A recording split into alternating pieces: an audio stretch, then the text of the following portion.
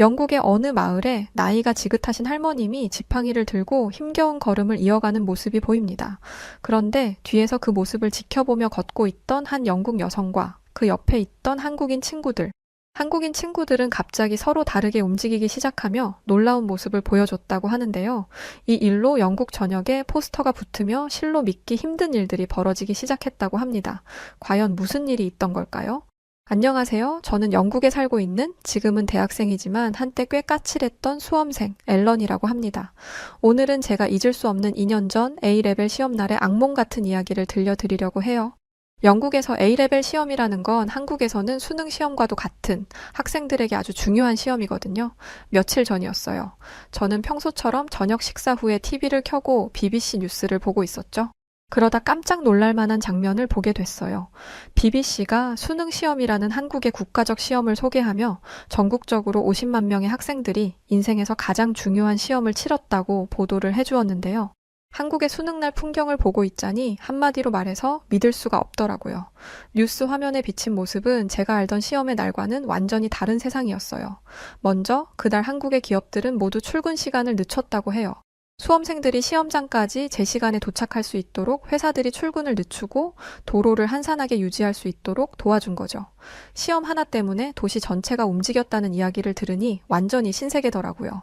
이게 정말 가능한 일인가 싶었죠. 제가 겪었던 혼란스러운 아침과는 너무 달랐거든요. 그리고 또 시험장 앞에서 후배들과 학부모들이 수험생들을 응원하는 장면이 나오는데 정말 감동적이더라고요.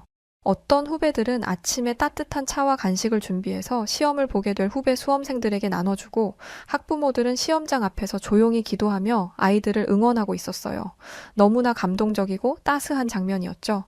저도 영국에서 한국의 수능과도 같은 A레벨 시험을 준비했을 때가 있었어요. 평소와 다르지 않은 아침 알람은 울렸고 저는 부랴부랴 나갈 준비를 했었죠. 키우던 고양이의 손을 꼭 잡고 행운을 빌어달라고 했던 날이었어요. 그런데 행운은 개뿔. 바로 첫 번째 위기가 닥쳤습니다. 이 중요한 날에 하필 버스가 늦는다는 거예요. 사실 그런 일은 워낙 자주 있었기 때문에 별로 놀라울 것도 아니긴 했어요. 제가 누굴 원망하겠어요. 영국의 교통 시스템에 의지한 제 잘못이었죠. 그래, 늦어봐야 얼마나 늦겠어 하는 마음으로 저는 애써 차분함을 유지했었습니다. 그렇게 정류장에서 10분, 15분 하염없이 기다려도 버스는 오지 않더군요. 저는 추위 속에서 발을 동동 구르며 그저 하늘만 바라보고 있었어요. 왜 하필 오늘이냐고. 속으로 소리를 질렀지만 현실은 바뀌지 않았죠. 20분이 지나면서부터 저는 애가 닳기 시작했어요. 시간은 점점 흘러가고 제 심장은 터질 것처럼 쿵쾅거리기 시작했어요. 더 이상은 버스를 기다릴 여유가 없다고 판단한 저는 근처 지하철역으로 가기 위해 뛰기 시작했죠. 그런데 지하철역까지는 꽤 거리가 있었어요. 숨은 차오르고 몸은 점점 무거워지고 가방 속 책들이 저를 짓누르는 것 같았죠. 그때 길가에 경찰관 한 분이 보이더라고요. 정말 다급한 마음에 달려가서 말했어요. 그러면 안 되는 줄 알지만 정말 저는 애절했거든요. 저는 경찰관을 붙잡고 애처로운 얼굴로 말했죠. 제가 오늘 시험을 치러 가야 하는데 너무 늦어서 혹시 조금만 도와주실 수 있냐고 물었죠. 시험장까지? 아니, 안 된다면 근처 지하철역까지만이라도 제발 태워다 달라고 부탁했어요. 그래도 경찰은 사람들을 돕는 직업이니까 저를 도와줄 거라는 희망이 있었죠. 하지만 경찰관의 답변은 제 희망을 산산조각냈습니다. 그는 불쾌한 얼굴로 제 손을 뿌리치며 말하더군요. 공무 중에 이렇게 개인적인 일을 부탁하는 건 잘못된 거라며 이건 공공 서비스이지 개인 택시가 아니라고 말이죠. 물론 맞는 말이에요. 하지만 그 말이 얼마나 차갑게 들렸는지 아세요? 그 순간 저는 마음속 깊이 절망했습니다. 여기서 도움을 바라는 건 무리겠구나 라는 생각이 머릿속을 스쳤죠. 결국 뛰고 또 뛰어서 다른 버스를 타긴 했지만 시간이 너무 부족했어요. 버스 안에서 창밖을 보며 초조하게 흘러가는 시간을 보는데 이렇게 시험을 못 치르게 되는 건가 하는 생각만 들더라고요. 하지만 그래도 다행히 저는 정말 아슬아슬하게 시험장에 도착할 수 있었어요. 하지만 여러분, 그런 긴박함 속에서 시험장에 겨우 도착했다고 끝이 아니었습니다. 제게는 또 다른 시련이 기다리고 있었거든요. 시험이 시작되고 나서도 공사 소음이라는 복병이 저를 방해하기 시작했습니다. 시험장 근처 건물에서 드릴 소리가 끊임없이 들리는데 도대체 그걸 어떻게 무시하겠어요? 집중해야 할 단어들이 제 머릿속에서 뿔뿔이 흩어져 버리고 그들이 휘두르는 해머 소리가 제 뇌세포를 때리는 것만 같았죠. 그 순간 저는 그냥 자포자기한 심정으로 시험지를 바라보며 이렇게 생각했습니다. 내일 다시 하고 싶다. 그런데 내일이 없잖아요. 이 시험은 단 한 번뿐인 기회였으니까요. 이윽고 시험이 끝나고 집으로 돌아가는 길. 저는 스스로를 탓하기도 했지만 마음 한편으론 이런 생각이 들었습니다. 도대체 어떻게 이렇게 온 세상이 날 도와주지 않을 수가 있지? 내가 뭘 그렇게 잘못했길래 하늘이 날 돕지 않는다면 세상이라도 날 도울 수 있는 거잖아 하는 생각이 들었죠. 어찌 되었든 제가 보는 시험은 영국 교육청에서 공식적으로 치르는 시험이었고 모든 학생들이 봐야만 하는 시험이니 사실 누구라도 도울 수 있는 거잖아요. 영국 사람이라면 누구나 이 세상에서 가장 중요한 날을 겪어본 적이 있을 거라고요. 그럼 사실 인간 대 인간으로서 아주 작은 인류애로라도 혹은 애국심으로라도 그 수험생들을 좀 도와줄 수 있는 거 아닌가요? 뻔히 시험날인 거 알면 대중교통도 좀 비워놓을 수 있는 거고 교통체증이 없도록 나라에서 차를 좀 조절해 줄 수도 있는 거잖아요. 시험 시작 전 한 2시간만이라도 배려해 주는 게 그렇게 어려운 일이냐고요. 이렇게 속으로만 서름을 토해내며 저는 비통함을 가득 안은 채 집으로 향했습니다. 그날 저는 처절히 깨달았습니다. 영국에서는 시험 당일의 모든 혼란과 스트레스가 오롯이 학생 한 사람의 몫이라는 걸요. 학교도 사회도 제게 어떤 배려도 없었던 그날을 생각하면 지금도 아찔해요. 여기까지가 그날의 제 이야기입니다. 제가 이 쓰라린 이야기를 꺼낸 이유가 바로 이거였습니다. 제가 TV에서 한국의 수능 시험날 풍경을 보고 큰 충격을 받았기 때문이에요. 그날을 떠올리며 저도 모르게 비교를 하게 되더라고요. 딱 제가 생각했던 그날의 불만과 너무나 일맥상통하기 때문이었죠. 그런데 한국은 제가 꿈꾸던 나라의 모습이었어요. 학생들을 위해 한국 전체가 출근 시간을 조정하고 너나 할 것 없이 학생들을 응원해주고 격려해주는 한국 어른들의 모습을 보니까 정말 감탄에 감탄을 안 할 수가 없었죠. 이런 모습을 보고 있자니 제 머릿속에는 계속 이런 생각이 맴돌았어요. 이건 시험이 아니라 거의 국가적인 행사 아닌가 하는 생각이요. 그런데 여러분, 여기서 끝이 아니었어요. 한국에서는 시험 시간 동안 항공기 이착륙까지 조정한다고 하더라고요. 진짜 대박인 부분이에요. 시험 중 소음을 최소화하려고 공항까지 조율하다니, 와, 이건 정말 상상도 못했거든요. 제가 수험생이었던 그 날에도 말이에요. 뉴스에서는 이렇게 설명하더라고요. 영어 듣기 평가 시간에 맞춰 항공기 소음을 최소화하기 위해 모든 공항이 이착륙을 중단하거나 지연시킨다고요. 이거 혹시 가짜뉴스 아닌가 싶기도 하고, 저는 솔직히 영국에서 경험한 시험장 근처의 공사 소음을 떠올리며 허탈한 웃음이 나오는 걸 참을 수 없었습니다. 이곳 영국에선 아무도 남의 시험에 신경 쓰지 않는다는 생각이 들었거든요. 어차피 남의 일이다 이거죠 뭐. 그리고 마지막으로 제일 놀라운 이야기가 나왔어요. 한국 경찰이 지각 위기에 처한 수험생을 시험장까지 데려다준 사례였죠. 저는 그걸 보면서 큰 소리로 엄마를 불렀어요. 엄마 이거 좀 봐봐요. 내가 우리 영국 경찰한테 뭐라고 한 게 이상한 게 아니라니까? 하고 소리쳤죠. 어떤 학생이 시험날 늦잠을 자서 급하게 뛰어나왔는데 한국 경찰이 오토바이를 타고 시험장까지 태워줬다는 거예요. 이에 대해서 한국의 경찰들은 오히려 학생들에게 도움이 될 수 있어 다행이라는 식으로 인터뷰를 하더군요. 정말 아빠처럼 또 선배처럼 인자하게 오히려 그 학생이 시험을 잘 봤으면 한다고 행운을 빌어주는 모습이 너무 아름다웠어요. 그날에 거절당했던 제가 떠올라서 괜시리 눈물까지 핑 돌더군요. 뉴스는 한국에서 수능이 단순한 시험이 아니라 한 사람의 미래를 좌우하는 국가적 행사로 여겨진다고 했어요. 수험생이 단순히 혼자 시험을 치르는 게 아니라 국가와 사회 전체가 수험생의 성공을 위해 움직이는 풍경이 당연하다는 거죠. 그 순간 제가 느꼈던 건 단순한 놀라움이 아니었어요. 너무나도 극명한 차이에 충격을 받았던 거죠. 한국에서는 모든 사람들이 수험생들의 긴 하루를 위해 협력하는데 제가 겪었던 영국의 시험날은 제 혼자만의 싸움이었잖아요. 버스도, 교통도, 시험장 환경도 아무도 저를 도와주지 않았으니까요. 그날 밤 저는 계속 생각했어요. 왜 우리는 이런 걸 해볼 생각을 못하는 걸까 하는 생각이 들었죠. 한국이 왜 전 세계에 유례없는 발전을 이뤘는지 이해가 되더라고요.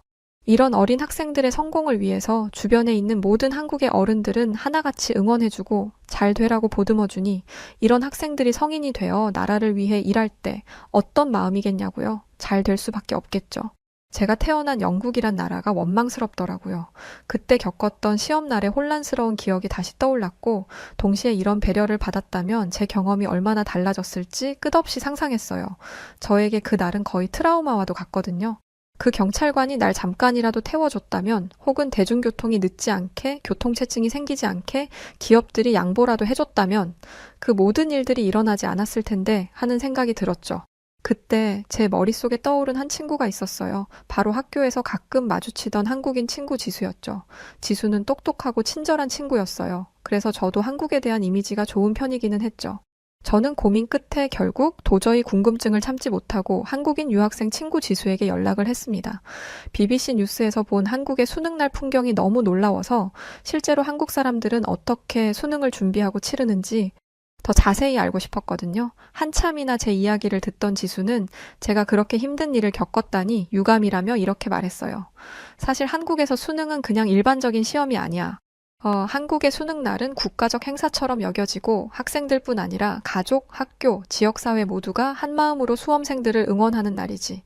그래서 수능날이 다가오면 뉴스에서도 이런 수능을 다루기도 해. 저는 깜짝 놀라 다시 물었습니다. 아니, 학생들 시험 하나의 나라에서 그렇게까지 한다는 게 정말 사실이야? 전 국민이 다 보는 것도 아니고 그냥 학생들이 보는 시험일 뿐이잖아? 지수는 원래 한국이 그렇게 교육을 중요하게 여기는 나라라며 수능이 학생들의 인생을 결정짓는 중요한 갈림길이 되는 일종의 관문이라고 설명해 주었어요. 그래서 모든 사람들이 수험생의 성공을 위해 최선을 다한다고 덧붙이며 말이죠. 여기에 더해 지수는 수능날과 관련된 몇 가지 흥미로운 이야기를 들려주었습니다. 지수는 제게 너 시험 전날 혹시 뭘 먹었니? 저는 솔직히 몇 년 전 일인데 어떻게 기억하겠냐고 저는 대답했어요. 근데 지수는 그러더군요. 자기는 떡을 먹었다고요. 떡을 먹었다니? 그리고 이게 지금 얘기랑 무슨 상관이 있는 거래? 지수는 어리둥절해 하는 저에게 설명했죠. 한국에서는 원래 시험을 보기 전에 떡을 먹는데 찰떡이나 역 같은 음식이 시험에 찰싹 붙으라는 의미를 담고 있다고 설명하더군요. 꽤나 재미있는 이야기였어요. 또 수능 당일 아침에는 한국의 미역국 같은 음식을 절대 먹지 않는다고도 했죠. 미역이 미끄러운 음식이라 시험날에는 불길하게 여겨진다면서 말이에요. 한국 사람들 왜 이렇게 귀여운 거죠? 재미있는 풍습이라는 생각이 들었습니다. 한편으로는 참 진짜 교육의 진심이구나 싶기도 했습니다. 또 수험생들이 지각하지 않도록 특별히 준비된 모습도 있다고 했습니다. 지수는 택시기사들이 자발적으로 수험생들을 무료로 태워주는 일이 많다고 하더라고요. 택시를 타고 수험생임을 알리면 기사분들이 오히려 시험장까지 최대한 빠르게 데려다 주려 한다고요. 지수의 친구 중 한 명도 그날 아침 지각 위기에 처했지만 택시를 잡아 타고 무사히 시험장에 도착할 수 있었다고 하더군요. 자기 가족도 아닌데 어떻게 그럴 수 있는 건지 한국의 어른들은 정말 진짜 대단한 것 같았습니다. 또한 수험표를 두고 나온 학생들을 위해 경찰관들이 직접 나선다는 이야기도 있었어요. 지수는 수험표가 없으면 시험을 볼 수 없기 때문에 학생이 시험장에 도착해서 수험표를 잊었다는 사실을 알게 되면 가족이 경찰에게 수험표를 맡기고 경찰이 시험장까지 달려가서 전달해준다고 설명해 주었어요. 믿기 힘든 이야기였죠. 그런데 더 놀라웠던 건 지수가 보내준 영상이었는데요. 그 영상에는 한 시장에서 야채를 배달하는 60대 정도의 어르신이 시험에 늦은 학생이 안절부절하는 모습을 보고는 정말 주저없이 자신의 오토바이 뒤에 학생을 태우고는 바람같이 시험장으로 가던 모습이었어요. 그런데 도로에 차가 많고 오토바이가 쉽게 지나기가 어렵자 한국인 운전자들이 도로를 비켜주기 시작했고 경찰들도 빨간색 봉을 들고 오토바이가 갈 수 있도록 도와주고 있던 거였어요. 정말 너무 큰 충격이었어요. 그 학생은 오토바이에서 내리자마자 꾸벅하고 인사를 했는데 그 한국인 어르신이 주먹을 불끈 쥐고는 시험 잘 봐요 학생, 응원합니다. 라면서 학생에게 따뜻한 격려의 말을 던졌습니다. 저는 이 영상을 몇 번이나 돌려본지 몰라요. 그냥 그 한국인 어르신의 따뜻한 모습에 눈물이 났거든요. 이건 거의 온 나라가 한 마음 한 뜻으로 수험생 아이들에게 온 사력을 다한다는 생각이 들더라고요. 저는 얼마 뒤 지수에게 연락해 한 카페에서 지수를 만나서 이야기를 나눌 수 있었는데요. 그때 제가 지수에게 한국에 대해서 이것저것 캐물어 보니까 웃으면서 저에게 한 사진을 보여줬었어요. 지수의 후배가 올린 인스타그램 사진이라고 하더군요. 시험 당일이면 시험장 밖에서 학부모들이 조용히 기도하는 모습이라고 했어요.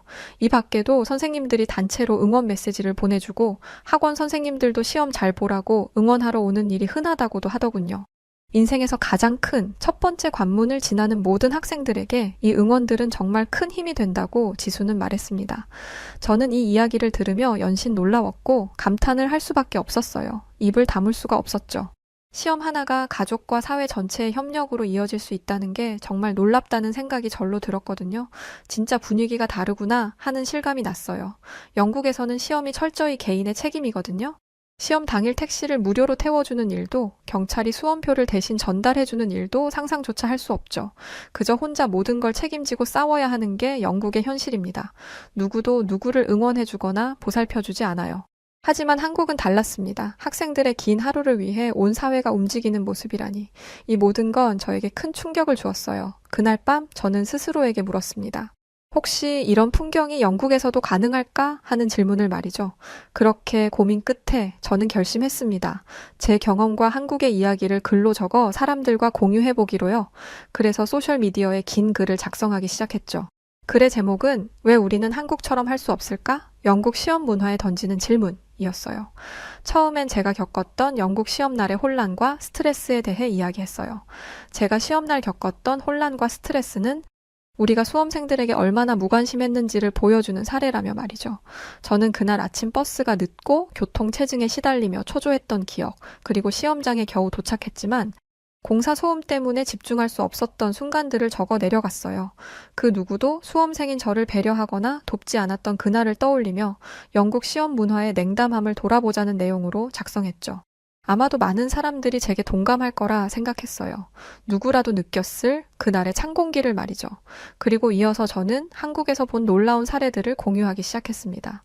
반면 한국에서는 수험생 한 명의 성공을 위해 온 사회가 협력하는 모습이 정말 감동적이라고, 한국에서는 수험생이 시험을 잘 볼 수 있도록 모든 교통체계를 조정하고 택시 기사들이 지각 위기에 처한 학생들을 무료로 태워다 준다고, 쓰면서도 믿어지지 않는 한국의 수능날의 풍경에 대한 이야기를 썼어요.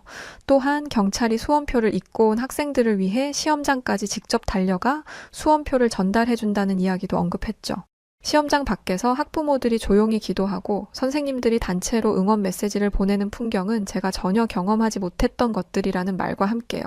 그렇게 구구절절 간절한 마음을 담아 쓴 글에서 저는 마지막으로 제가 영상을 보고 감동의 눈물을 흘려야 했던 그 한국인 어르신의 모습을 공유했습니다. 어린 학생을 위해서 그 추운 날 오토바이를 타고 아무 조건 없이 학생을 데려다 주던 그 모습을 보여줬죠. 그리고 사람들에게 묵직한 제안을 던졌습니다. 우리도 영국의 미래를 위해 수험생들을 위한 더 나은 환경을 만들어야 하지 않을까요? 시험날을 더 배려하는 날로 만들 수 있다면 그것이 단순히 학생들의 스트레스를 줄이는 데 그치지 않고 영국 사회에 긍정적인 변화를 가져올 수 있다면, 그리고 그것이 여러분의 손으로 시작된다면 어떨지에 대한 질문을 던졌습니다. 사실 저는 아무리 제가 진심을 담았더라도 이 글에 대해 사람들의 반응은 냉담할 거라고 생각했어요. 그게 영국인들다운 모습이니까요. 그런데 글을 올린 뒤 예상치 못한 일이 벌어지기 시작했어요. 사람들이 제 글에 공감하며 빠르게 퍼져나가기 시작한 거예요. 댓글은 금세 수백 개가 달렸어요. 어떤 사람들은 자신들의 경험을 떠올리며 공감하기도 했죠. 댓글에는 내 아이도 시험날 겪었던 혼란이 떠오르네요. 정말 맞는 말입니다. 수험생들에게 필요한 건 더 많은 배려예요. 또 어떤 이들은 한국처럼 우리도 시험 문화를 바꿔야 한다고 지지해 주었죠. BBC에서 한국의 수능날 풍경에 대한 뉴스를 봤습니다. 영국에서도 이런 사회적 협력이 가능하다면 얼마나 좋을까요? 이런 우호적인 댓글도 많았지만 회의적인 반응도 없진 않았지요. 시험은 개인의 문제인데 왜 사회가 나서야 하냐는 원론적인 얘기는 기본이었고, 한국처럼 하려면 비용이 많이 들 거라는 우려를 내는 사람들의 목소리도 있었습니다. 한국이 참 쓸데없는 것에 신경을 많이 쓰는 나라군. 내 아이도 아닌데 굳이 나설 이유가 있나? 이런 의견도 정말 많았어요.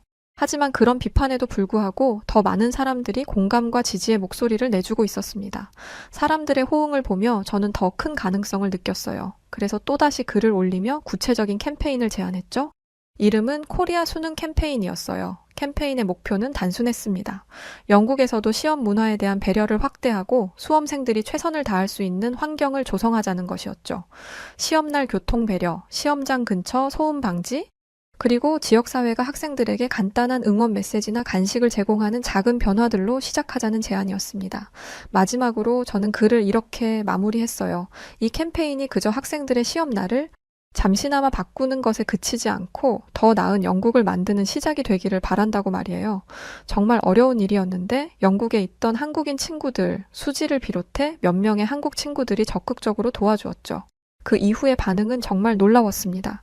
해시태그 운동이 일어나면서 코리아 수능과 코리아를 따르라가 SNS에서 트렌드가 되었고, 많은 사람들이 자신들의 시험날 경험을 공유하며 문제의식을 환기하기 시작했어요. 몇몇 학교와 지역 단체에서는 시험날 배려를 위한 움직임을 시작했고, 학부모 단체는 지역 정치인들에게 정책적 지원을 요청하기도 했죠. 일부 작은 잡지사들은 제 캠페인을 조명하며 한국 수능날 풍경을 소개하고 영국이 배워야 할 점으로 강조하기도 했습니다. 놀랍고도 감동적인 변화였죠. 이 모든 움직임을 보며 저는 희망을 느꼈습니다. 한국이라는 나라로부터 배운 하나의 문화가 이렇게 사회에 울림을 주고 있다는 사실이 놀라울 따름이었죠. 우리가 한국처럼 될 수 있을까? 라는 질문에서 시작된 이 여정이 영국의 시험 문화를 바꾸는 첫걸음이 되기를 간절히 바라며 저는 사람들의 글에 좋아요를 눌렀습니다. 이후 소셜미디어에서 시작된 제 글이 큰 반향을 일으키면서 저는 단순히 온라인에서만 목소리를 내는 것으로는 부족하다는 생각이 들었습니다. 변화를 진짜로 만들어내려면 내가 직접 움직여야 한다. 그렇게 결심한 저는 제 주변에서 할 수 있는 작은 실험을 시작하기로 했죠. 먼저 저는 한국의 수능날 풍경을 알리기 위해 포스터를 제작했습니다. BBC 뉴스에서 봤던 장면들과 친구 지수에게 들은 이야기들을 토대로 한국 수능날의 모습을 포스터에 담았죠. 한국의 수능날, 국가가 학생들과 함께 움직인다 라는 문구를 넣고 택시 기사들이 무료로 수험생을 태워다주는 모습, 시험장 앞에서 학부모들이 기도하는 모습, 그리고 항공기 이착륙을 통제하며 조용한 환경을 만드는 장면 등을 시각적으로 표현했어요. 영국인에겐 굉장히 인상적인 순간들이거든요. 포스터 아래에는 이렇게 적었습니다. 한국처럼 우리도 수험생들에게 더 나은 환경을 만들어야 하지 않을까요? 한국의 배려 문화를 본받아 봅시다. 라고요. 이 포스터를 저는 지역의 카페와 상점, 학교, 커뮤니티 센터 등에 붙이기 시작했습니다. 가게 주인들에게 설명하며 이 포스터를 보고 사람들이 수험생들을 위해 무엇을 할 수 있을지 한 번쯤 생각해 보길 바란다고 요청하기도 했죠. 몇몇 가게에서는 기꺼이 포스터를 눈에 띄는 자리에 걸어주었고, 영국은 많은 국가들이 신사의 국가라고 부르곤 하지만 철저하게 개인주의 사상이 많이 퍼져 있는 나라예요. 시험을 보는 몇 학생들 때문에 영국 전체가 자신들의 스케줄과 일정을 조율한다? 진짜 상상도 할 수 없거든요. 이런 반대하는 사람들을 만날 때마다 역시 우리 영국에서는 이런 게 불가능한 걸까? 라고 자책하고 있을 때면 항상 지수와 한국인 친구들이 나타나 뭘 그런 걸로 풀이 죽어 있냐며 저를 일으켜 세웠고, 이 운동이 영국 전체에 퍼질 수 있도록 옆에서 정말 큰 노력을 많이 해주었답니다. 한국인들은 참 뭐랄까, 끈기가 엄청 좋고 쓰린 일이나 불쾌한 일들도 그냥 빨리 툴툴 털고 일어서서는 다시금 나아가는 것 같더라고요. 그럼에도 불구하고 사실 초반과는 달리 저희의 이런 노력을 달갑지 않게 보는 시선들이 많았고, 저희가 붙인 포스터가 찢어져 바닥에 나뒹구는 모습들도 볼 수 있었습니다. 그런 모습을 볼 때마다 저는 좌절했는데 한국인 친구들은 좌절이라는 걸 몰랐어요. 솔직히 말씀드리지만 지수랑 한국인 친구들이 없었으면 이걸 저는 끝까지 하지 못했을 거라고 확신한답니다. 시간이 한참 지나 저희의 노력에 반응을 보인 건 역시 한국인 친구들의 돌발적인 행동 때문이었어요. 평소와 다르지 않던 어느 날 한국인 친구들과 길을 걷고 있을 때였어요.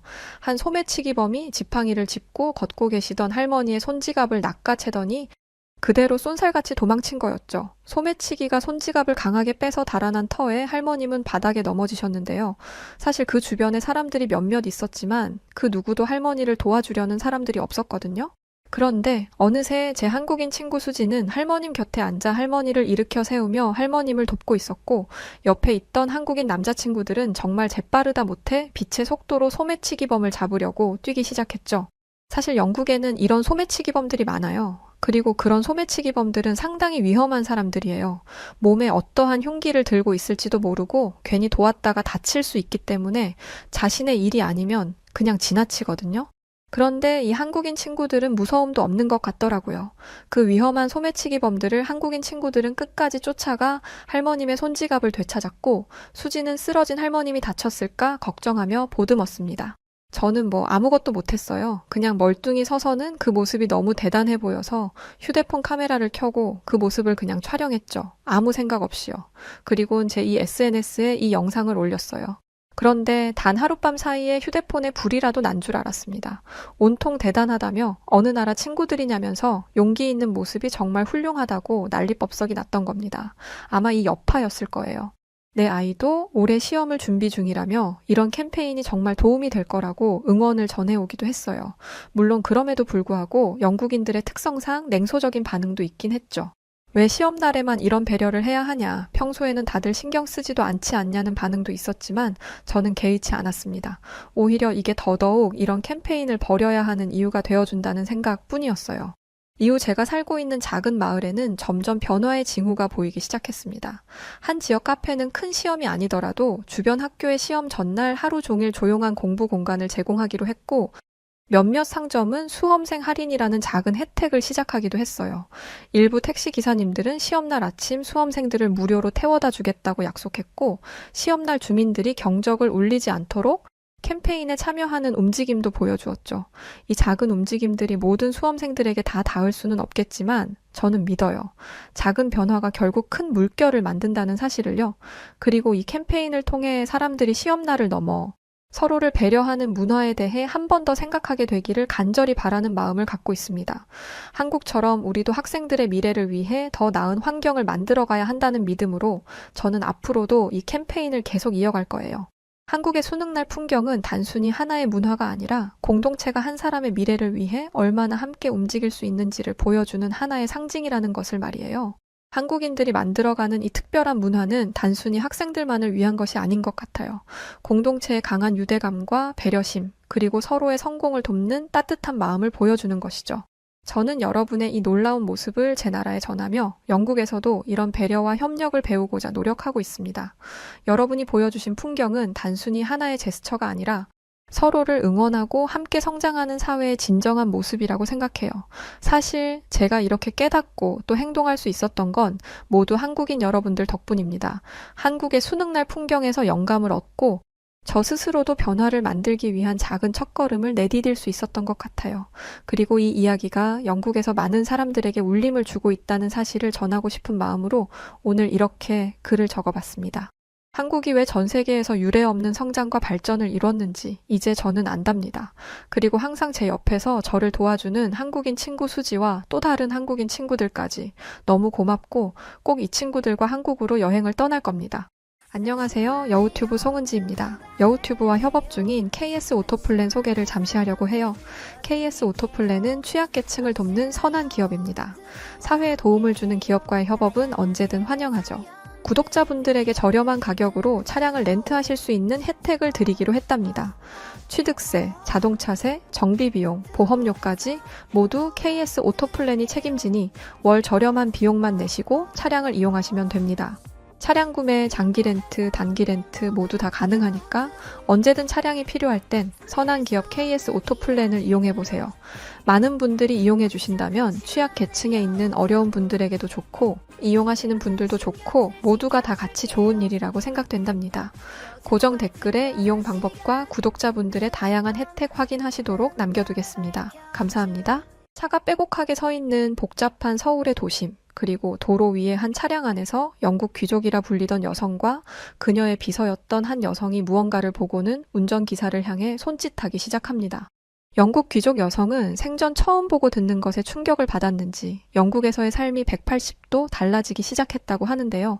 과연 이 영국 귀족 여성과 그녀의 비서였던 여성에게 무슨 일이 있었던 걸까요? 안녕하세요. 저는 영국에서 살고 있는 리지 펜윅이라고 합니다. 제가 하고 있는 일은 조금 독특해요. 영국 귀족의 비서 일을 하고 있기 때문이죠. 제가 모시고 있는 분의 이름을 함부로 이야기하는 건 금기이기 때문에 가명을 써서 레이디 펠리시티라고 하겠습니다. 간단하게 레이디라고 칭하면 더 듣기 편하시겠네요. 레이디와 저는 최근 한국에 또 한 번 방문하게 됐는데요. 저희가 왜 이 낯선 나라에 2번이나 방문하게 되었는지 그 이야기를 해보려고 합니다. 저는 옥스퍼드 대학교에서 경영학을 전공했어요.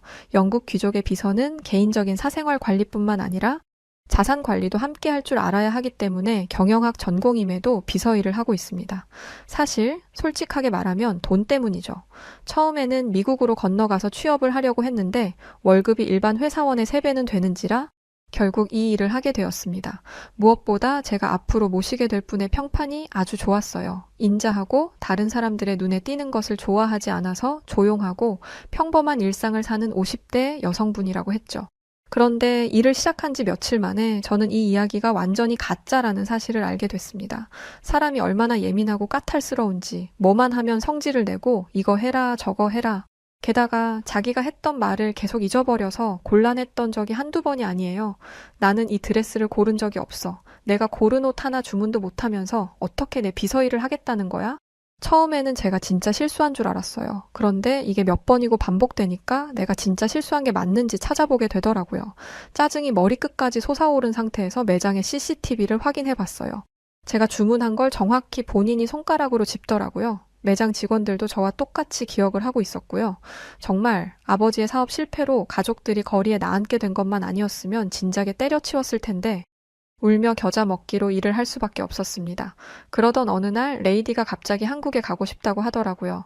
이 사람이 또 무슨 변덕을 부리는 건가 싶어서 네, 알아보겠습니다 라고 말만 하고 안 알아보고 있었어요. 이런 식으로 뜬금없는 이야기를 해서 열심히 찾아가면 내가 언제 그걸 하고 싶다고 했어? 라고 말한 게 한두 번이 아니었거든요. 그런데 이번에는 진심이었습니다. 평소에 한국에 한자도 안 꺼내던 사람이 무슨 바람이 불었는지 지금 당장 한국을 가야겠다고 저를 들들 볶는 거예요.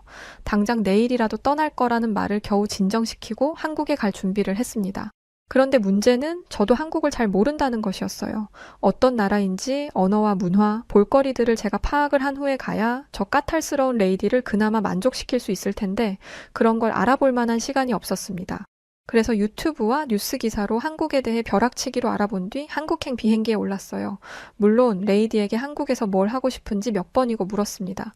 그런데 그럴 때마다 하는 말이 그걸 내가 알려줘야 알아? 였어요. 제 나름대로 알아갔다가는 뭐 이런 데를 데려왔냐? 라고 말할 게 뻔했기 때문에 한국에 가는 내내 초긴장 상태였습니다. 일하면서 생긴 스트레스성 탈모가 더욱 심해지는 듯 했죠. 레이디는 제 속도 모르고 기분이 좋아 보이더라고요. 한국이 중국과 일본 사이에 있다는 것도 모르던 사람이 한국에 가는 것을 무척 기대하는 듯 했습니다. 그런데 레이디의 이 기대는 한국 호텔에 도착하자마자 깨져버렸어요. 바로 호텔에 침대가 없었기 때문이었죠. 이게 뭐야? 호텔에 침대가 없어? 지금 나더러 지저분한 바닥에서 자라는 거야? 당황한 건 저도 마찬가지였어요. 분명히 고급 호텔로 예약을 했는데 사기라도 당한 건가 싶었죠. 그래서 부랴부랴 예약 내역을 확인했는데 호텔에 침대형이 있고 온돌형이 있더라고요. 온돌이 뭔가 했는데 바닥에서 자는 거더라고요. 이불 하나를 깔고 바닥에서 자라는 거죠. 평생 입식 생활을 한 사람들에게 좌식 생활은 불가능에 가깝습니다. 일단 바닥에 앉는 것 자체가 힘들어요. 몸이 그렇게 굳어졌거든요. 저도 힘든데 50대 중반이 될 때까지 이렇게 살아온 레이디는 어떻겠어요. 게다가 레이디는 바닥에 앉는 행위 자체를 굉장히 자존심 상하는 것으로 생각하고 있었습니다. 이게 뭐야? 가장 최고급 호텔로 예약한 거 아니었어? 이게 최고급이라니 한국의 수준이 이 정도밖에 안 된다는 거야. 저는 급하게 호텔 측에 침대룸이 있는지 물었지만 호텔 예약은 이미 꽉 찬 상태였습니다. 주변에 있는 호텔들도 알아봤지만 괜찮은 룸은 이미 다 나갔더라고요. 레이디는 자기가 누군지 알면 없던 방이라도 만들어줄 거다라고 성질을 냈지만 여기는 영국이 아니라 한국이었습니다. 아무리 영국에서 온 귀족이라 하더라도 영국 국왕도 아니고 로열 패밀리도 아닌데 한국 호텔이 편의를 봐줄 이유는 없었죠. 그래서 결국 레이디는 그 방에서 잠을 자야 했어요. 바닥에서 잔다 뿐이지 단차가 있는 평상 위에 잠자리가 있었고 나머지 시설은 더할 나위 없이 좋았기 때문이었죠. 저는 그동안 비서로 지내면서 익힌 기술을 이용해 레이디를 어르고 달랬고 레이디는 결국 불평불만을 하던 온돌방에서 잠을 잤습니다. 그런데 다음날 아침 정말 어이없는 상황이 벌어졌어요. 레이디가 당초에 잠에서 깨지를 못하는 거예요. 사람이 녹아내린 듯이 기절한 듯 잠에 빠졌는데 저는 진짜 기절한 게 아닌가 싶었습니다. 레이디의 배가 올라왔다 내려가면서 숨을 쉬는 게 보이지 않았더라면 자다가 저 세상으로 간 줄 알았을 거예요. 레이디를 깨우려고 평상 쪽으로 갔는데 아니 바닥이 뜨끈하더라고요. 저도 똑같이 평상이 있는 방에서 잤는데 제가 뭘 작동하지 않은 건지 따뜻하지 않았습니다. 레이디는 겨우 눈을 뜨더니 아주 개운해하며 이렇게 말했어요. 세상에 이렇게 푹 잔 건 처음이야. 마치 몸이 녹아내리는 듯한 느낌이었어. 알고 보니 호텔 예약할 때 쓰여있던 온돌은 바닥을 따뜻하게 만드는 한국의 전통적인 난방 방법이더라고요. 저희가 한국에 처음 방문했을 당시 한국은 가을에서 겨울을 넘어가던 시점이었기 때문에 온돌을 사용해 볼 수 있었던 것이었죠. 레이디는 일어나서 몸을 이리저리 움직이더니 또 한 번 감탄했습니다. 최근에 이렇게 몸이 가벼웠던 적이 있었나? 관절 마디마디가 훨씬 나아진 기분이야. 그 어떤 테라피를 받아도 이렇게 호전된 적은 없었어. 레이디는 그 나이대보다 심한 관절염으로 고생 중이었습니다. 관절염은 어쩔 수 없는 노화의 증거이니 그냥 참고 살라는 의사의 말에 관절염 통증이 심해지면 진통제를 먹으며 살고 있었죠. 의학적으로 도움을 받을 수 있는 게 없다 보니 여러 민간 테라피를 받으면서 어떻게든 관절염을 좀 나아지게 해보려고 했지만 그조차도 일시적일 뿐이었습니다.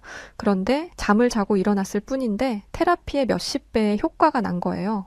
심지어 아침에 특히 통증이 심해서 일어나자마자 진통제를 먹는 게 일상이었는데 그날은 진통제를 찾지 않았습니다. 바닥에서 어떻게 자냐고 불평불만한 건 금세 잊고 한국에 있는 동안은 무조건 이 온돌에서 잘 거라고 하더라고요. 그런데 오후가 되자 레이디의 변덕스러움이 또다시 시작됐습니다. 뭐가 그리 짜증이 나는지 차를 타고 이동하는 내내 궁시렁거리면서 불만을 쏟아내더라고요. 서울은 원래 이렇게 복잡한 거야? 대체 사람은 또 왜 일이 많아? 한국의 대중교통이 매우 잘 되어 있다는 건 조사를 통해 알고 있었어요. 그런데 이 레이디를 어떻게 지하철에 태우겠어요? 그래서 차가 좀 막힐 각오를 하고 차를 탄 것이었는데 서울의 교통체증은 저도 당황할 정도였습니다. 서울이 수도라고 해도 한국은 작은 나라잖아. 개미만큼 작은 나라의 수도가 이렇게 복잡할 일이냐고. 한국인들은 죄다 서울에 사는 거야? 리지, 빨리 대답해. 저는 땀을 뻘뻘 흘리면서 이 난관을 어떻게 헤쳐나가야 할지 고민하고 있었는데 그 순간 저희 옆으로 버스 한 대가 휙 하고 지나갔습니다. 도로를 보니 차선 하나가 비워져 있더라고요. 이 모습을 본 레이디는 난리가 났습니다. 뭐야, 빈 도로가 있잖아? 도로 하나가 통째로 비워져 있는데 바보같이 뭘 하고 있었던 거야? 당장 차선을 바꿔. 저는 원망스러운 눈빛으로 한국인 운전기사를 바라봤습니다. 어서 차선을 바꿔달라고 했죠. 그런데 기사는 차선을 바꿀 수 없다고 했어요. 저건 버스 전용 차로라서 버스가 아닌 차량은 운행할 수 없습니다. 버스 전용 차로라니 생전 처음 듣는 단어였어요. 출퇴근 시간이 워낙 혼잡하다 보니 대중교통으로 출퇴근하는 분들을 위해서 차도 하나를 비워놓는 거예요. 이렇게 하면 대중교통으로 출퇴근을 하면서 생기는 피로감을 덜 수 있으니까요. 솔직히 저는 매우 획기적인 방법이라고 생각했어요. 영국 런던도 차가 막힐 때는 굉장히 막히거든요. 도로를 분리해 놓기는 했는데 그건 자전거와 자동차 전용 도로를 나눠 놓은 정도입니다. 저같이 대중교통을 타고 다니는 사람들은 차가 평소보다 많이 막히거나 앞에서 사고라도 나면 직장에 지각하는 게 흔한 일이에요. 그렇다고 지각을 이해해 주느냐? 절대 아니죠. 저도 한번 이랬다가 한바탕 난리를 쳤었습니다. 이렇다 보니 버스 전용 차로라는 게 신기할 수밖에 없었어요. 대중교통을 자주 이용하는 사람들이라면 전부 저와 같은 반응이었을 거예요. 하지만 레이디는 아니었죠. 이건 차를 가지고 다니는 사람들에 대한 차별이야. 대중교통을 타고 다닌다고 특혜를 주는 게 말이 돼? 하지만 변덕스러운 레이디의 불만은 교통정체가 조금 풀리면서 다른 곳으로 향했습니다. 나는 이 도시 가운데에 있는 게 너무 숨 막혀. 답답해서 숨을 쉴 수가 없다고. 도대체 다들 왜 한국에 못 가서 안달인 거야? 제 눈에 한국의 도심은 세련됐고 잘 정돈된 분위기였습니다. 급하게 발전한 나라들은 건물이 중구난방으로 지어져서 통일감이 없어 보이는데 한국은 건물들이 하나같이 깨끗하고 건축 디자인 면에서도 매우 훌륭했거든요. 하지만 주로 한적한 교외에서 생활하는 레이디에게는 서울이 답답하게 느껴질 수도 있을 것 같다고 애써 이해하며 넘어갔습니다. 그리고 제가 집중한 건 다들 왜 한국에 못 가서 안달이야? 라는 대목이었어요. 저는 레이디가 저에게마저 숨기려고 했던 한국에 온 이유를 알아차릴 수 있었습니다. 레이디는 전통 있는 귀족 집안 출신답게 사교계에서의 자신의 입지를 굉장히 중요하게 생각했습니다. 귀족과 사교계가 영화나 드라마에서만 존재한다고 생각하시는 분들도 계신데 왕이 있고 귀족이 있는 나라에는 아직도 사교계라는 게 존재합니다. 그리고 레이디는 사교계의 유행을 선도하려고 했고 지금까지 그래왔어요. 하지만 어느 순간부터 이 유행에서 조금씩 밀리는 것 같더라고요. 레이디는 남들 앞에서는 하지 못하는 히스테리틱한 행동을 제 앞에서는 가감없이 보였는데 사교계에서 힘을 못 쓰는 모습은 제게도 숨기려고 했습니다. 그래서 남들 다 가봤다는 한국을 본인만 못 가봤다는 말도 못했나 봐요. 남들이 다 가봤다는 한국을 나만 못 가봤어. 어디가 좋다니까. 여기 예약해둬라고 말하면 나도 편하고 레이디도 편할 텐데 대체 무슨 자존심 때문에 이걸 숨기는 건지. 하지만 이렇게라도 힌트를 줬으니 저야 편했죠.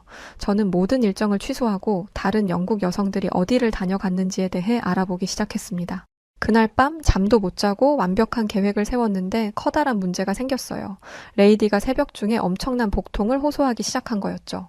저는 호텔 직원의 도움을 받아 레이디를 병원으로 옮겼고 병원의 빠른 처치로 금방 안정을 찾을 수 있었습니다. 수액을 맞고 있는 동안 레이디를 기다리고 있는데 의사 한 분이 다가오시더라고요. 그러더니 그분은 평소 레이디가 불편함을 호소하지는 않았는지에 대해 물어봤습니다. 저는 영문도 모른 채 복통, 빈혈, 설사가 잦았다라고 말했어요. 그리고 최근 이 증상이 악화됐고 체중 감소와 피로감을 호소하는 날이 많아졌다고 했죠. 하지만 이건 영국의 주치의에게 얘기하던 것이기 때문에 별 생각 안 하고 말한 것이었습니다. 한국 의사가 이런 걸 묻는 것도 차트의 증상을 적기 위함이라고 생각했죠. 그런데 의사의 표정이 달라지더라고요. 장 외에 통증은 없으신가요? 아, 네, 관절염이 있기는 해요. 저와 대화를 한 뒤 의사는 잠시 자리를 비웠어요. 그런데 잠시 후 동료 의사를 데려와서는 충격적인 이야기를 하기 시작했습니다. 한국에 얼마나 계실 예정이십니까? 2주 정도 머물 예정인데 왜 그러시나요? 두 의사는 자기들끼리 심각하게 대화를 하더니 제게 이렇게 말했어요. 귀국을 미루셔야겠습니다. 아무래도 정밀 검사가 필요할 듯해요. 저는 제 귀를 의심했습니다. 귀국을 미루라니? 이렇게 갑자기? 별다른 설명도 없이 귀국을 미루라뇨? 확실한 건 아닙니다만 환자분의 현재 증상과 지금까지의 상태를 종합적으로 살펴보면 다른 질병이 있을 가능성이 커 보입니다. 죄송하지만 저는 이 의사들이 돌팔이라고 생각했어요. 레이디는 영국의 귀족입니다. 지위가 높은 만큼 돈도 많죠. 그런 사람이 병원 한 번 안 가봤겠어요? 영국 최고의 의사라는 사람들에게 가서 진료를 받고 약을 받는 분이 레이디입니다. 그런데 이 한국 의사들은 개인 병원도 아니고 대형 병원 응급실에서 당직을 서고 있던 사람들이었어요.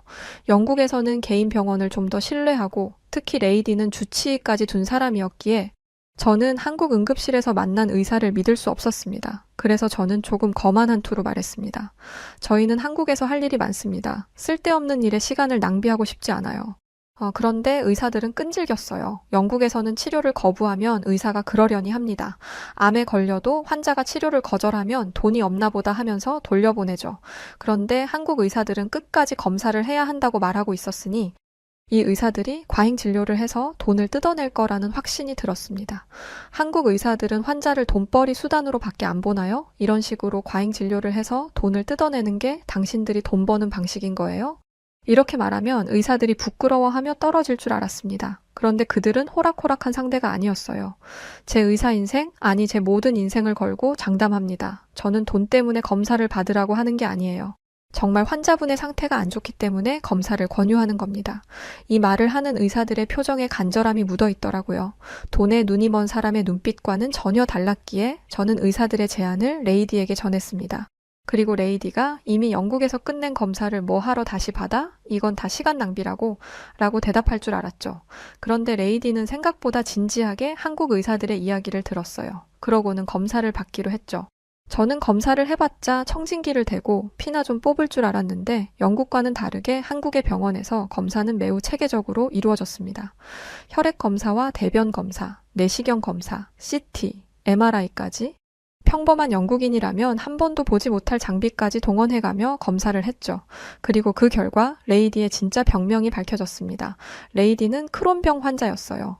이름조차 생소한 이 크론병은 소화기관, 주로 소장과 대장에 만성적인 염증을 일으키는 자가면역 질환이라고 합니다. 증상이 간헐적으로 나타나고 악화와 호전을 반복하며 주요 증상이 다른 소화기 질환과 유사하기 때문에 오진의 가능성이 큰 질병이었죠. 레이디는 큰 충격에 빠졌어요. 처음에는 자신이 크론병 환자라는 것을 부정했지만 검사 결과를 토대로 하나하나 설명해주니 나중에는 자신의 병명을 받아들였습니다. 그러면서 자신을 치료할 수 있겠냐 묻더라고요. 지금까지 본 적 없는 풀이 죽은 모습에 괜히 마음이 찡할 정도였죠. 역시 미운 정이 무섭기는 한가 봐요. 저는 의사의 입에서 긍정적인 대답이 나오기를 바랬습니다. 하지만 한편으로는 고치기 어려울 것이라는 생각도 했어요. 앞서 말했듯 영국 의사들조차 못한 일이잖아요. 병명을 찾아낸 건 운일지도 모른다고 생각했죠. 그런데 의사는 아주 단호하게 대답했습니다. 네, 고칠 수 있습니다. 얼마나 단호하고 자신감이 넘치는지 뒷말을 듣지 않았음에도 불구하고 없던 신뢰감이 생기더라고요. 한국 병원 의사분은 이렇게 이야기해 주었어요. 크론병은 심한 경우 수술을 받아야 하지만 아주 다행스럽게도 환자분은 식이요법이나 평소 규칙적인 운동을 하고 계셨습니다. 이런 생활습관 덕분에 증상이 더욱 악화되지 않아서 항염증제와 면역조절제를 우선적으로 사용해 볼 수 있을 것 같아요. 이제야 영국 의사들이 쓸모 있어지더라고요. 몸 상태가 안 좋은 레이디에게 처방해 준 게 식이요법, 규칙적인 운동이었으니까요. 하지만 이것만으로는 부족하다고 했기에 레이디는 병원에서 하라는 대로 묵묵히 따랐습니다. 한국 생활이 무려 12주까지 길어질 수도 있는 상황이었음에도 불구하고 말이죠. 저는 고집 세고 남의 말 듣기 싫어하는 레이디가 이렇게 순종적인 모습을 보이는 걸 보면서 이 사람이 그동안 얼마나 힘들었으면 이럴까라는 측은함마저 갖게 되었습니다. 그리고 그동안 짜증을 심하게 내고 예민하게 굴었던 이유가 건강 때문이라는 걸 알게 되자 그간의 행동이 이해되면서 이런 생각을 하게 되었어요. 이 사람의 건강이 좋아지면 나도 좀 쉽게 일하겠구나. 아픈 사람을 두고 할 생각은 아니긴 한데 하루하루 때려치우고 싶은 생각만 했던 제게도 희망이 보였기에 레이디의 쾌유를 저마저도 바라게 되었습니다. 한국의 의사들이 처방해준 약을 먹자마자 레이디의 건강 상태는 금방 호전되었어요. 복통으로 인해 진통제를 찾는 일도 없어졌고 피로감이 사라지니 평소와 같은 일정을 소화했음에도 불구하고 짜증을 내지 않더라고요. 전혀 기대하지 않았던 한국이 이 정도의 의료 기술을 가지고 있는 나라였다니 저는 이제야 병원에 있는 수많은 외국인 환자들을 보게 되었습니다. 알고 보니 요즘 한국으로 오는 의료 관광이 대세더라고요. 금액도 다른 나라보다 저렴한데 실력은 10배, 아니 100배 이상일 정도이니 한국에 오지 않을 이유가 없는 거죠. 게다가 의사의 실력도 뛰어난데 한국의 병원에서는 온갖 첨단 장비를 사용하고 있었습니다. 어느 정도였냐면 다리를 살짝 삐끗해서 간 정형외과에서 무려 엑스레이를 찍었어요. 엑스레이요. 그것도 특별한 예약 없이 병원에 간 그날에 접수를 한 지 10분도 되지 않아서 엑스레이를 찍었습니다. 한국 분들은 그게 뭐 대단한 일이냐 하시겠지만 저는 이걸 아무렇지 않아 하는 것조차도 놀랍습니다. 영국에서 이런 검사를 하려면 최소 한 달 이상은 기다려야 해요. 다리가 부러진 것 같아도 쉽지 않죠. 만약 다리가 부러진 것 같다면 부목을 대주고 검사 일정을 잡아주는 곳이 영국입니다. 다리를 다친 뒤 바로 엑스레이를 찍는 경우는 다리뼈가 부러져서 뼈가 어긋난 게 한눈에 보이거나 과장 조금 섞어서 큰 교통사고를 당한 정도일 거예요. 그런데 검사를 하기 위해 오래 기다려야 한다는 것과 검사 과정이 복잡하다는 것보다 더 큰 문제는 비용이었어요. 물론 공공의료로 이 서비스를 제공하고 있습니다. 이 서비스를 이용하면 금액을 지불하지 않아도 되죠. 하지만 급한 상황이라면 어느 정도 기다려야 해요. 그래서 많은 사람들이 민간 의료 서비스에 의존을 하는 상황입니다. 그런데 보험이 없는 사람이라면 민간 의료 서비스 비용이 아주 많이 부담되는 게 사실이에요. 한국 돈으로 무려 44만 원이나 되는 금액을 지불해야 하거든요. 영국의 경우 이 정도는 참을 수 있어 라는 마인드가 깔려 있기 때문에 어느 정도 참을 만한 상황이라면 그냥 버티는 게 일반적입니다. 그런데 한국에서는 비보험으로 검사를 해도 8만 원 밖에 안 하더라고요. 영국 경제가 매우 안 좋아지면서 보험이 없는 사람들이 더더욱 늘어난 상황에 의료비를 감당하지 못해 힘들어하는 사람이 많습니다. 그렇다 보니 한국에 있는 사람들이 너무 부러워졌어요. 이것 때문에라도 한국에서 살고 싶더라고요. 그래도 우린 미국보다는 훨씬 나으니까 라고 생각하며 영국의 의료 시스템에 만족하고 있던 제가 부끄러워질 정도였습니다. 정형외과에 간 그날부터 호전됐어요. 5일도 안 돼서 쌩쌩해졌죠. 하지만 레이디의 관절통은 해결되지 않았습니다.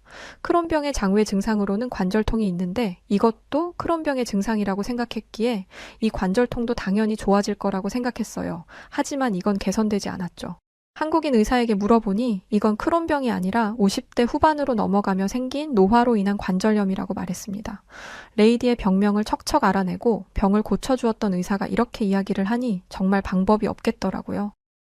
진통제를 처방해드리기는 할 텐데 혹시 한의학에 대해 들어보셨나요?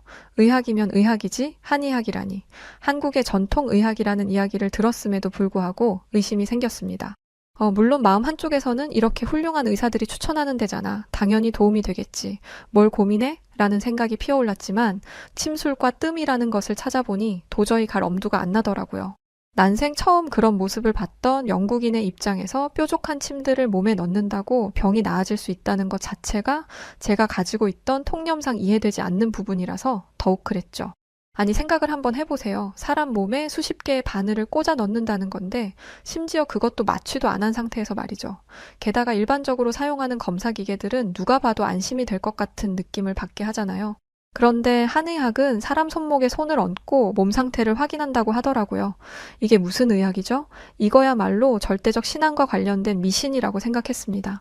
그런데 레이디는 저와 생각이 달랐어요. 이 고통에서 벗어날 수만 있다면 뭐라도 하겠다고 하더라고요. 제가 어떻게 레이디를 이길 수 있겠어요. 저는 의사가 추천해준 대로 한의원에 찾아갔습니다. 한의원에 발을 들이자마자 코를 찌르는 이상한 냄새가 났어요. 저는 그 순간 잘못 왔다 싶었죠. 그런데 한의원에서 진료와 치료를 마치고 난 뒤에는 이상하던 그 냄새가 향긋하게 느껴지기까지 했습니다. 왜냐면 바로 레이디의 관절통이 호전되었거든요. 저는 레이디의 검사를 옆에서 지켜봤는데요. 제가 찾아본 것과 달리 한의사는 초음파를 사용했습니다. 알고 보니 한의학과 양학을 접합하는 연구가 한국에서 이루어지고 있더라고요. 의사는 레이디가 퇴행성 관절염을 앓고 있다고 진단을 했습니다. 그런데 이건 이미 알고 있는 사실이잖아요. 초음파를 사용한다는 것에 놀라긴 했지만 과연 관절염을 나아지게 할 수 있을지는 의문이었어요. 레이디가 치료실로 들어간 뒤 그 옆에서 지켜보는데 무릎에 뜸을 뜨더라고요. 뭔가를 올려놓고 불을 붙이는데 정말 경악을 금치 못했습니다. 사람 몸에 불을 붙이는 건 처음 봤거든요. 아니 그냥 지금 한국에서 겪고 있는 모든 것들이 다 처음이었죠. 그런데 이상하게 한국 병원에서부터 그 악명 높은 레이디가 얌전했습니다. 그리고 저는 괜히 보는 것만으로도 고통스러운데 레이디는 너무나 차분하기까지 했죠. 오히려 따뜻하니 기분이 좋고 마음이 편해진다고 하더라고요. 저는 뜸을 뜰 때 나오는 무언가가 사람을 마취하는 게 아닌가 하는 의심까지 하게 됐습니다. 더 경악한 건 침이었어요. 유럽에도 침술은 있지만 가까이에서 본 건 처음입니다. 그리고 그 침술로 건강이 나아졌다는 사람은 본 적이 없기 때문에 이 침술에 신뢰가 가기보다는 고통스러운 괴롭힘 정도로만 보였어요. 그런데 레이디는 그냥 따끔한 정도이지 과장할 필요 없다며 오히려 저를 안심시켰습니다.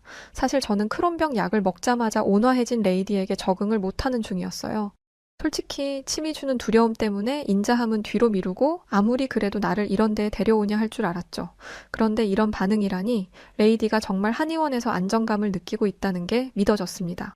침을 놓고 얼마 지나지 않아 침을 제거했는데 거기서 그치지 않고 전기 충격기 같은 것을 사용했어요. 저는 이걸 보고 또 한 번 경악했는데 레이디는 여전히 편안해 보였습니다. 모든 치료가 끝났고 레이디는 온돌에서 자다가 일어났을 때처럼 노곤노곤한 상태로 치료실에서 나왔어요. 그런데 한 발자국 걷자마자 눈을 크게 뜨더라고요. 그러더니 그 자리에서 발을 구르기도 했습니다.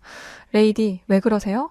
혹시 어디가 불편한가 싶어서 물어보니 레이디는 놀란 표정을 지으며 이렇게 말했습니다. 세상에, 무릎이 아프지 않아. 심지어 무릎이 부드럽게 움직이는 느낌이야. 이런 기분은 십몇 년 만에 처음이라고. 의사는 퇴행성 관절염의 완치는 어렵다고 말했습니다. 하지만 주기적으로 치료를 받으면 악화되는 것을 막을 수 있고 진통제 없이도 일상생활이 가능하도록 통증을 완화시킬 수 있다고 했죠. 레이디는 좌절했습니다. 왜냐하면 레이디는 주기적으로 치료를 받을 수 없는 사람이잖아요. 한국인이 아니라 영국인이니까요. 그러나 열심히 수소문한 결과 해외 진출을 한 한의사들이 있다는 것을 알게 되었어요. 한국의 한의사는 레이디의 증상과 치료 경과를 자세히 적어주었고 레이디는 한시름 놓을 수 있었습니다. 레이디는 다른 여성들이 입이 닳도록 말한 K-뷰티와 드라마, 맛있는 음식 등을 경험하러 온 것이었는데 어찌 보면 그것보다 더 귀중한 것을 얻게 되었어요. 바로 건강이었죠. 건강을 회복한 레이디는 복잡했던 서울을 부지런하고 역동적인 도시라고 표현했고 차가운 빌딩 숲을 자연과 현대적 건물의 조화라고 말하기 시작했습니다. 이제야 서울 안에 있는 공원과 조경을 보기 시작한 거죠. 레이디는 어떤 모임에 가든 한국의 의료기술에 대해 입이 닳도록 소개하고 있습니다. 게다가 인자한 본래의 성격을 되찾았죠. 당연히 제 근무 환경도 180도 달라졌습니다. 이젠 레이디의 옆에 있는 게 예전처럼 힘들거나 짜증나지 않아요. 그래서 제 평생 직장이 되었어요. 한국으로의 방문은 제 인생을 변화시켰다 해도 과언이 아닙니다. 왜 유럽에 있는 많은 사람들이 그 땅덩어리도 작은 한국을 구태여 바득바득 가겠다고 난리였는지 저는 레이디와 한국을 경험하고 완벽하게 이해할 수 있었어요. 그런데 알고 보니 한국에게 좋은 경험을 하고 칭찬했던 건 레이디와 저만 그랬던 게 아니었다는 걸 한 기사를 보고 알게 되었어요. 실제로 얼마 전 해외 외신은 한국인들의 행보는 상상 초월이라며 극강의 극찬을 쏟아냈습니다. 런던 첼시 왕립병원의 한국전 참전용사를 전담하는 필립 셰년 소령은 첼시 왕립 보훈병원에는 여러 전쟁과 전투에 참전한 참전용사들이 있다. 하지만 꾸준히 기회가 될 때마다 찾아와 감사를 전하는 건 한국이 유일하다라며 그 고마움을 전한 적도 있는데요. 실제 한국은 도움을 받은 여러 국가의 은혜를 갚는 나라로 익히 알려져 있으며 이런 수식어를 얻기까지는 수많은 한국인들의 노력이 있었다 전해집니다. 그리고 그중 큰 화제가 되었던 일이 있습니다. 한국인의 요청으로 16개의 병력 지원 참전국 언론사에 보도된 기사 내용이 너무도 파격적이란 반응이었는데요. 지금의 발전된 한국이 있기까지 여러분들의 헌신이 있었습니다. 발전된 한국의 의료기술로 도움을 드리고 싶으며 한국으로 모셔오기 위한 숙박, 항공 등 모든 걸 지원해드리겠습니다. 부디 연락 부탁드립니다. 이 대대적인 의료 지원 프로젝트는 국가에서 나선 것이 아닌 한국 소기업에서 자체적인 프로젝트를 진행한 것으로 이들은 직접 발로 뛰어 각국의 매체에 연락하고 요청해 보도된 결과물이라 전해졌습니다. 실제 이 의료 지원의 혜택을 받게 된 에티오피아 참전 용사들은 평생을 생활고로 치료가 방치되어 시력을 잃어가던 중 이들을 만나 대규모 수술 지원을 받으며 제2의 삶을 시작할 수 있게 되었는데요. 이로 인해 해당 국가의 신문에까지 보도되며 주목받게 된 한국 기업은 그저 한국인으로서 해야 할 일을 했을 뿐이라는 간단명료한 한마디를 남겨 더욱 강렬한 인상을 남겼습니다. 한국 기업 인프레쉬, 이 기업은 작은 몸집을 가졌지만 참전용사 후원에는 여느 대기업 못지않은 큰 포부를 가지고 있습니다. 소수의 인원이지만 현재 국내 참전용사들을 위한 식비 지원, 전자제품, 주거 개선을 진행 중이고 에티오피아를 비롯해 필리핀, 태국, 콜롬비아에 아낌없는 지원을 보내고 있는데요. 한국인의 정체성을 보여주는 기업, 해외에선 이 기업을 이렇게 지칭하고 있습니다.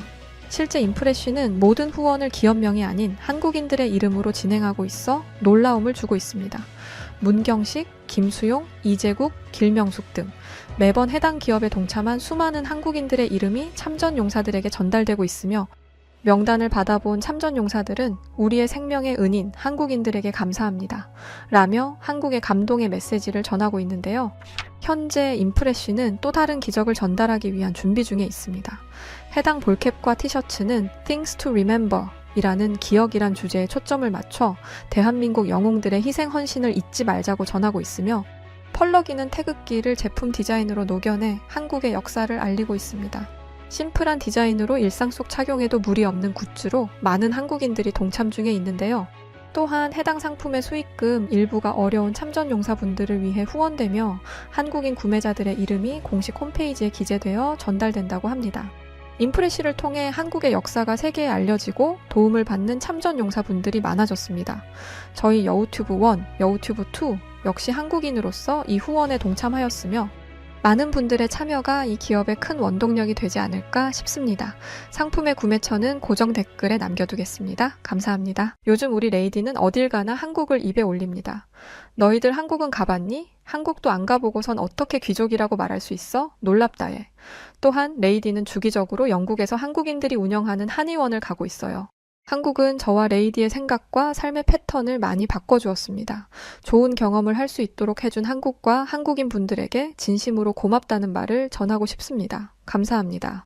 네, 오늘 사연 여기까지입니다. 아마 한국을 처음 방문했던 외국인들이라면 지금의 사연과 비슷한 경험들을 많이들 할 거라고 생각해요. 요즘 무거운 사연들만 많았는데 모처럼 가볍고 유쾌한 사연 반가웠네요. 자, 그럼 오늘 사연은 어떠셨나요? 사연이 즐거우셨다면 구독, 좋아요 부탁드리고 사연을 전해드렸던 저는 여우튜브 송은지였습니다. 더 재밌고 유쾌한 사연으로 찾아뵙겠습니다. 영상 끝까지 시청해주셔서 고맙습니다. 그리고 항상 감사드립니다. 구독자 여러분들 사랑합니다. 당신만의